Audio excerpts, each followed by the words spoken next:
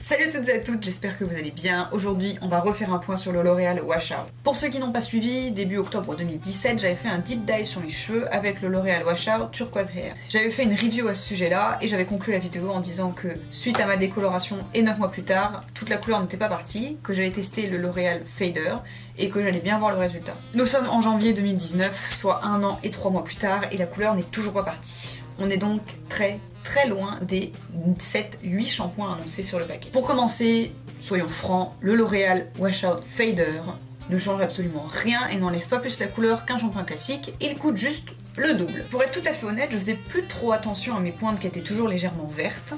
Je savais qu'elles étaient là, mais ça attirait plus particulièrement mon attention. Et puis l'autre jour, je traînais sur YouTube à la recherche d'informations et d'avis sur le L'Oréal Wash Out Lila Hair. Et là, une vidéo a vraiment attiré mon attention. C'est une vidéo de With No Heels, L'Oréal Colorista Wash Out Ruin My Hair. Dans cette vidéo, elle explique qu'elle a fait le Blue Hair et que ça a complètement ruiné ses cheveux. La couleur ne part pas et le L'Oréal Fader ne change absolument rien.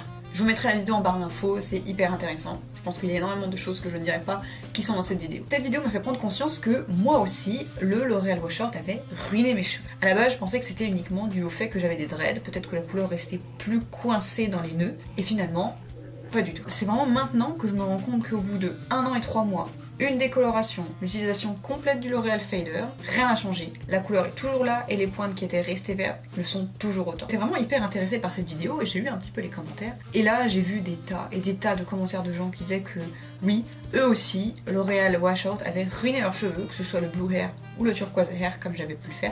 Et j'ai appris en scrollant un petit peu dans les commentaires que la couleur bleue est une couleur qui s'enlève très difficilement, voire qui ne part jamais. Donc, mon dernier bilan sur cette couleur-là, c'était vraiment une très belle couleur. Des fois elle me manque, en revanche elle ne s'enlève jamais, pour moi en tout cas. Donc pour les gens qui regardent cette vidéo et qui disent j'hésite à me faire cette couleur là, si vous voulez quelque chose de vraiment temporaire, ne la prenez pas. Ou alors si vous faites cette couleur là et que vous savez qu'après vous ferez quelque chose de plus foncé par dessus, c'est toujours ok. Ou alors une décoloration, encore que visiblement. Finalement, malgré la beauté des couleurs, je dirais que c'est quand même des couleurs à éviter, puisque je trouve que ça a quand même ruiné mes cheveux dans le sens où la couleur est toujours là et que même sur mes mèches que j'avais là auparavant, ça les avait quand même abîmés, ils étaient plus fourchus, ils étaient plus fins, ils se cassaient, etc.